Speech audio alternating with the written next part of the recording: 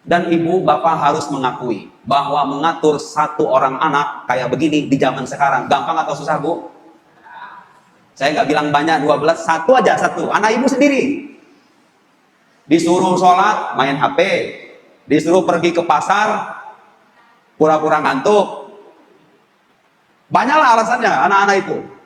Tapi lihat, Bu, di sini mereka, Faiz, pergi ke musola. Dia takut dihukum kan? Pergi dia. Yang nggak sholat subuh berjamaah, nggak saya kasih makan pagi. Wah, langsung mereka. Sebelum azan, udah datang ke musola. Takbir di belakang. Kelas 6 saya nggak mau tahu. Pokoknya setiap kali sholat subuh, sholat isya, baris paling depan, titik. Yang nggak terima itu siap-siap saya kasih sanksi yang berat. Wah, langsung mereka. Sigap, sholat paling depan. Pertanyaan saya sederhana. Ibu bisa kayak gitu nggak di rumah? Yang benar, sok yang ngomong bisa, sini maju. Maksa anaknya kayak gitu bisa? Nggak bisa, Bu, nggak bisa. Artinya apa? Selama ini anak putra putri ibu ini dititipkan di tempat yang tepat dan diberikan pendidikan sekaligus keteladanan yang pantas. Bersyukurlah ada orang tua kedua, yaitu kita ini, yang bisa membimbing mereka, mengarahkan, mendidik langsung. Ini ngomong-ngomong, Bu, mereka-mereka ini wajahnya sekarang cerah-cerah tuh. Lihat aja, Ibu. Ngerasa nggak sih, Bu? Cerah-cerah loh. Kalau saya mah ngerasanya begitu. Tapi 2 bulan kemudian datang ke pondok udah pada burik lagi itu. Biasanya begitu. Kenapa? Soalnya yang dulunya suka sholat berjamaah, kadang-kadang jadi nggak sholat. Atau sholat, tapi sholatnya di kamar.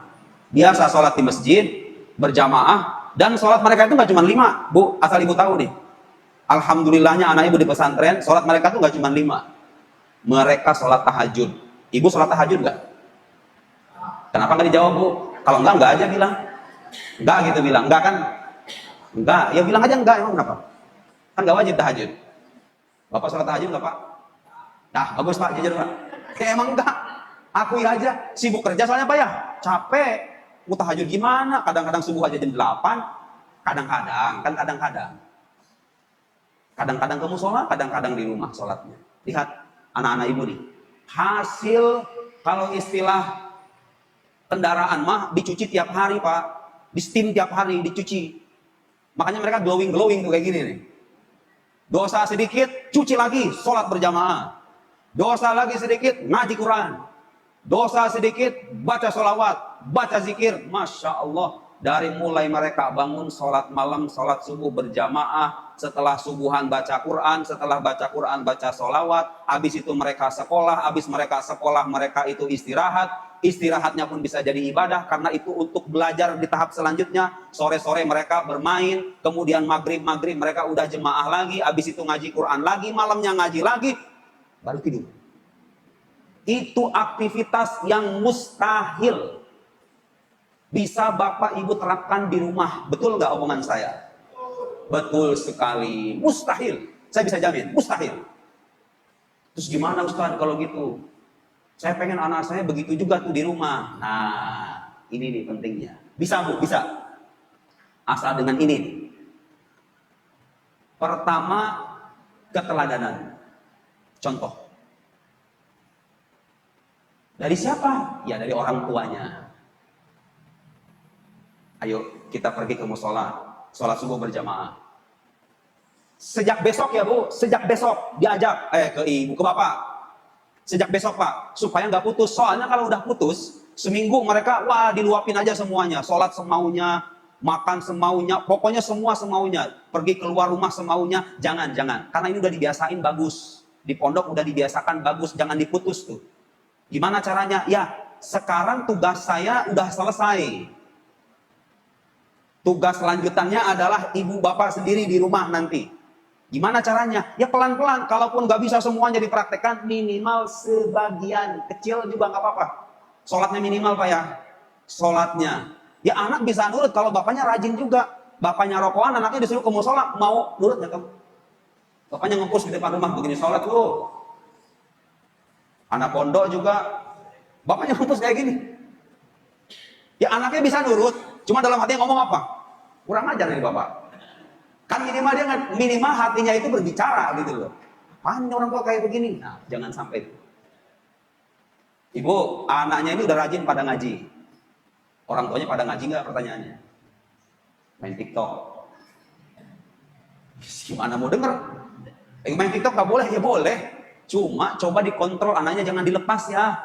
Bapak, Ibu, saya mohon ini anak jangan dilepas karena kebiasaan baik yang udah berlanjut selama berbulan-bulan, bertahun-tahun, kalau diputus dengan kebiasaan buruk, mulainya lagi susah. Itu pesan yang pertama, Pak. Yang tadi sebagian udah disampaikan sama Abi. Saya mah mau menyampaikan pesan ini. Jangan dibiarkan anak itu dengan alasan mereka udah lulus, kemudian udah kamu sono, pergi aja. Kayak burung diterbangin dari sangkar. Jangan Pak, jangan. Handphone. Ngerasa nggak Bu? Ujian hidup anak zaman sekarang itu ada di handphone, ngerasa nggak Ibu? Ngerasa apa ya? Dicoba itu hati-hati. Mendingan mereka nangis sekarang daripada mereka menangis di masa depan. Kalau udah kecanduan game, semangat belajarnya hilang, cara pandang hidupnya berbeda, gak punya visi, pengennya hidup enak aja. Kalau nasihat mah mereka udah kenyang. Udah hampir semua nasihat yang menurut saya mereka perlukan, udah saya sampaikan setiap pagi. Setiap pengajian. Mereka udah gak perlu nasihat lagi. Yang mereka perlukan apa? Yang mereka perlukan adalah sosok yang membimbing di tahap hidup mereka selanjutnya. Siapa lagi kalau bukan bapak dan ibu di rumah di sana. Jadi pesantren memberikan kebiasaan yang bagus, mencontohkan kebiasaan yang positif. Dan saya alhamdulillah Bapak Ibu berusaha sebisa mungkin. Tadi kan saya bicara ada pesantren yang kiainya sibuk, sampai-sampai santrinya nggak bisa ketemu. Saya alhamdulillah sesibuk apapun di luar, pergi ke sana, pergi kemari, tetap saya sisihkan waktu selama beberapa hari untuk para santri, sholat bareng mereka, ngaji bareng mereka. Saya nyuruh mereka baca zikir bareng mereka, sholat jemaah bareng mereka, nyuruh mereka, pokoknya bareng sama mereka.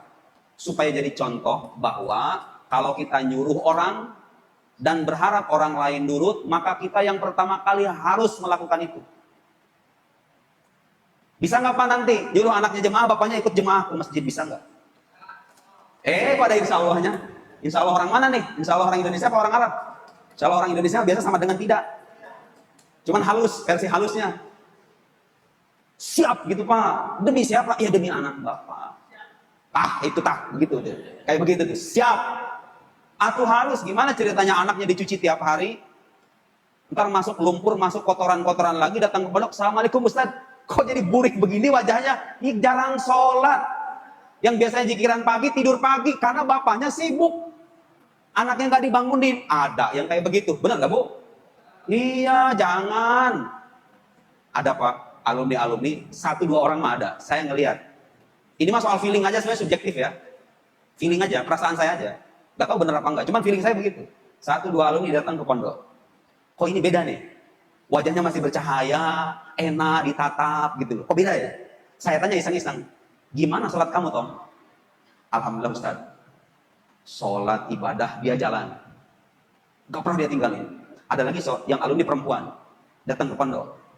Kata saya, gak biasanya nih, saya jumpai alumni-alumni yang lain, dari mulai cara bicaranya, bahasa tubuhnya, aura wajahnya, kalau udah pada gelap ini, kenapa ini? Allahualam, saya gak nanya-nanya kalau yang jelek-jelek ya kan? Kalau yang baik-baik saya nanya, gimana Nok, kebiasaan kamu di rumah? Sholat gimana tetap jalan? Alhamdulillah Ustaz, teman-teman saya, teman-teman kerjaan saya, sampai ada yang gak percaya lagi sama Tuhan.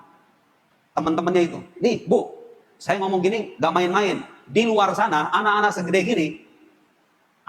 gini, itu udah mulai banyak yang gak cuma rusak akhlaknya, rusak keyakinannya. Hati-hati makanya. Hati-hati. Bukan berarti tiap hari dipantengin, enggak. Diajak ngobrol anaknya, jangan dibiarin aja dilepas gitu aja kayak hewan gitu. Jangan, dibimbing.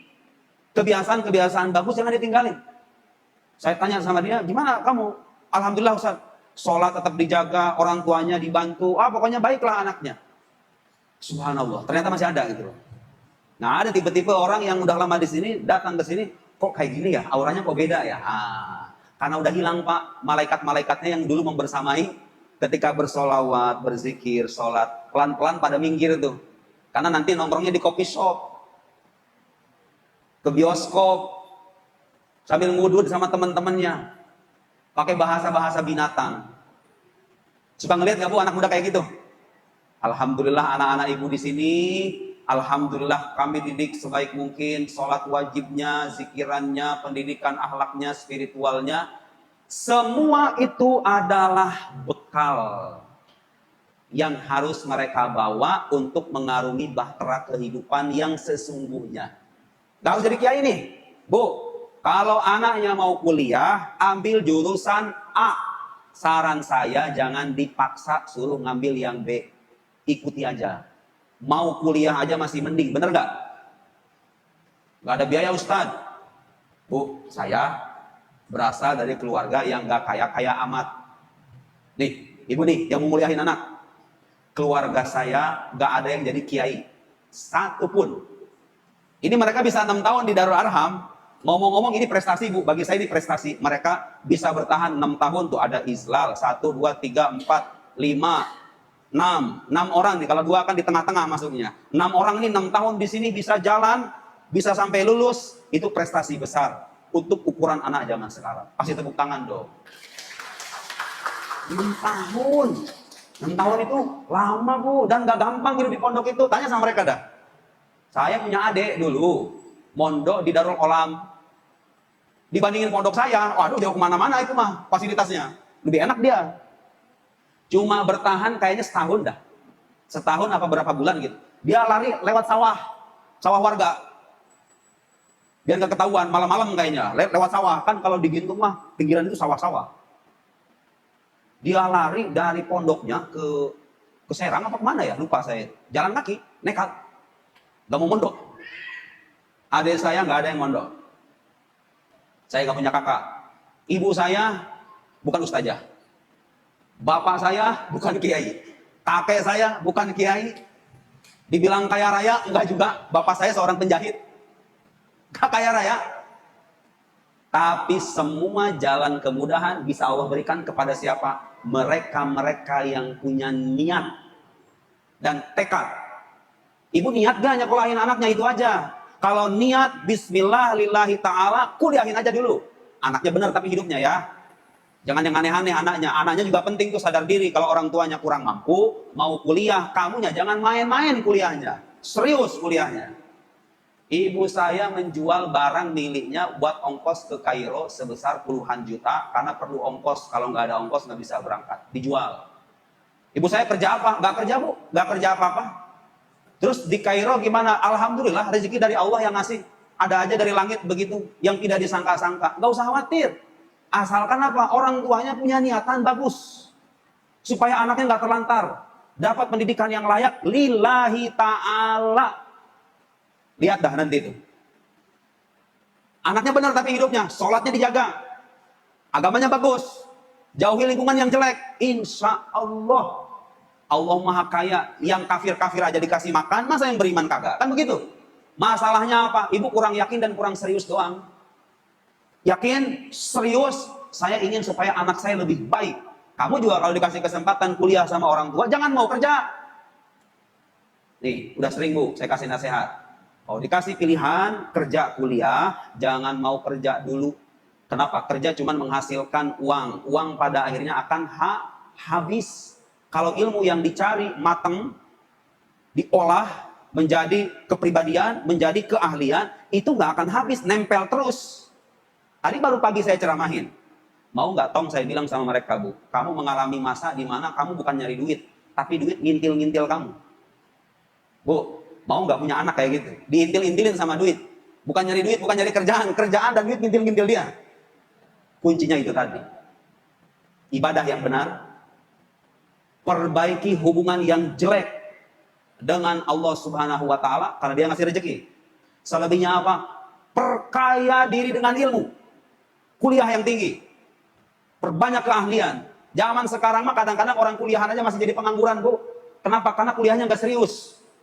Di kuliah tujuannya supaya jadi ahli. Saya mau jadi ahli ini, dukung Bu. Dukung. Walau harus jual kalung, jual kalungnya. Walau harus jual cincin, jual sekalian. Kulkas ada di rumah bisa dijual, jual sekalian. Aduh, kulkas kotak dulu.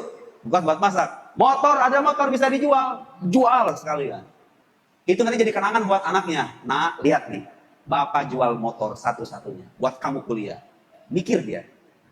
Biasanya anak-anak yang sederhana keluarganya itu punya semangat lebih tinggi daripada yang kaya raya. Biasanya begitu. Di Kairo itu saya punya kakak kelas orang Sulawesi. Sekarang udah doktor dia, baru lulus kemarin. Masya Allah, doktor di PT IKI. Dulu sekamar, bukan sekamar, satu asrama sama saya. Ya Allah ya Karim, itu dibanding saya ternyata ada yang lebih prihatin lagi. Saya kira saya hidup udah prihatin nih di Kairo itu. Ternyata ada yang lebih prihatin dari saya. Tahu nggak Pak? Kalau masuk ke kampus, jajan di kampus, di Mesir itu biasanya di pinggiran-pinggiran ada yang jualan roti ish, makanan khas Arab. Dia itu kalau jajan cuma 2.000 doang. Beli terong goreng 1 biji, sama bawa roti yang bekas tadi malam di asrama, dibawa sama dia, yang udah kering, yang udah dingin, dibawa sama dia. Sama selai-selai kecil itu. Jadi jatah jajannya sehari cuma 2 pon doang. Waktu itu kursnya 2.000 rupiah. Sekarang dolar udah naik. Rupiahnya udah anjlok. Gak tahu bayaran pondok naik apa enggak? Naikin aja ya. Naikin aja lah. Ya kalau bisa dinaikin. Masa yang lain naik kita nggak naik ya kan? Protes lagi orang tuanya. Ya mau gimana lagi? Presidennya kayak begitu. Mohon maaf. Gak usah sama presiden. Tadi apa Pak? Itu senior saya begitu. Tapi saya kalau ke kamarnya, wajahnya cerah, bersinar, penuh dengan senyuman, kayak gak ada beban hidup gitu. Saya tanya sama abang kelas saya itu, apa rahasianya kan? Setiap hari kuliah, naik bis, perjalanan 50 menit sampai 1 jam. Panas-panasan, buat setoran hafalan Quran. Dan dia sekarang udah hafal Quran dengan 10 kiroat. Bukan cuma Quran 30 juz, 10 kiroat dihafal. Doktor, udah jadi doktor sekarang. Hidupnya saya tahu betul itu, sederhana sekali. Jauh lebih sederhana ketimbang saya. Gak ada apa-apanya saya. Jajan, ya Allah, melas ngeliatnya juga. Kadang-kadang kita ngelihat dia di pojokan Masjid Al-Azhar menghafal gitu. Pulang-pulang sore ke asrama itu naik bis lagi. Tapi wajahnya itu teduh, menenangkan, enak diajak bicara. Saya tanya apa rahasianya Kak bisa bisa jadi orang serajin itu. Tahu jawabannya apa? Saya punya orang tua, harta kekayaannya cuma sawah. Satu-satunya sawahnya dijual buat ongkos saya ke Mesir. Itu aja katanya. Yang memotivasi dia belajar itu. Dijual sawahnya ke Mesir. Subhanallah, pengorbanan orang tua yang membuahkan hasil. Begitu memuaskan. Anaknya jadi orang alim. Dari mana itu bisa jadi orang alim? Kesungguhan orang tua, doa orang tua, kebulatan tekad anak. Nyatu jadi satu tuh. Alah, biaya-biaya itu ternyata nanti datang juga. Jangan dikasih mindset, masuk kerja di pabrik. Kerja di ini, lumayan sehari 100.000. Lah, kalau begitu gimana punya masa depan? Tapi nggak apa-apa Bu, kalau untuk sementara nggak apa-apa. Supaya ngasih tahu mereka nyari duit itu nggak gampang, nggak apa-apa. Tapi maksud saya, jangan berhenti sampai di situ aja. Jangan anaknya dididik dengan mindset, yang penting punya pekerjaan, kamu hidup, punya anak, setelah punya anak, ya udah selesai. Jangan begitu. Suruh anak kita itu mencari bakatnya. Kuliah yang tinggi. Biaya nanti kita pikir bersama. Yang penting kamu belajarnya benar. Kamu juga belajarnya benar. Kalau kamu belajar benar, orang tua sungguh-sungguh nyari duit. Cari beasiswa. Kalau buat kerjaan-kerjaan sampingan, ya Shopee Food atau kerja part time di ini nggak apa-apa. Yang penting jangan jadi pekerjaan utama, karena ini mereka akan berada di tahap butuh fondasi. Butuh fondasi ilmu, kemampuan, keahlian. Jangan diarahin nyari duit doang. Supaya apa Bu? Supaya nanti masa depannya lebih bagus. Barangkali bapak ibunya nggak berhasil mewujudkan cita-citanya, nurun ke anaknya. Anak nih, Abi ini dulu sering cerita, berharap anak-anaknya bisa pada ke Mesir. Terwujud Bu, menantunya orang Mesir semua. Bukan orang Mesir, maksudnya tuh orang Indonesia yang sekolah di Mesir. Terwujud. Doa orang tua. Ibu doa juga makanya, sholat yang benar. Doa buat anak-anaknya. Itu pesan yang barangkali bisa saya sampaikan kepada Bapak Ibu. Sebagai pengasuh, sebagai pembimbing, sudah pasti saya, Ustaz Fauzul, dan semua guru-guru di sini, pasti kita punya kehilafan, punya kekurangan. Karena mengatur ratusan orang bukan perkara yang gampang. Apalagi kita punya urusan masing-masing. Dan kita mengorbankan urusan hidup kita kadang-kadang demi mereka. Bagaimanapun kita hanya bisa berharap. Mudah-mudahan apa yang sudah kita berikan sebagai bekal itu menjadi bekal yang bermanfaat untuk mereka semuanya. Menjadi amal jariah untuk kita semua. menjadi amal jariah juga untuk Bapak Ibu. Sholat mereka jadi amal jariah Bapak Ibu di sini. Ilmu mereka menjadi amal jariah. Sekali lagi saya pesankan, tolong dijaga, jangan dilepas. Mereka ini belum selesai perjalanan hidupnya, dibimbing tugas Bapak dan Ibu di rumah, tugas kita sampai di sini. Mudah-mudahan kita doa. Mudah-mudahan Bapak Ibu diberikan kemudahan oleh Allah Subhanahu wa taala dalam mendidik mereka. Mudah-mudahan yang kekurangan rezeki diberikan keluasan rezekinya. Mudah-mudahan yang punya penyakit disembuhkan. Mudah-mudahan yang sudah mendapatkan kematangan finansial diberikan keberkahan oleh Allah Subhanahu wa taala. Itu yang bisa saya sampaikan. Mudah-mudahan pagi hari ini, maaf siang hari ini menjadi perjumpaan yang diberkahi oleh Allah Subhanahu wa taala. Kami lepas anak-anak Bapak, anak-anak Ibu semuanya, kami serahkan, mereka datang baik-baik, kita serahkan baik-baik dengan ketulusan doa dan kejernihan hati mengharapkan keridhaan Allah Subhanahu wa taala. Sekian, wallahu muwaffiq ila aqwamit thoriq. Wassalamualaikum warahmatullahi wabarakatuh.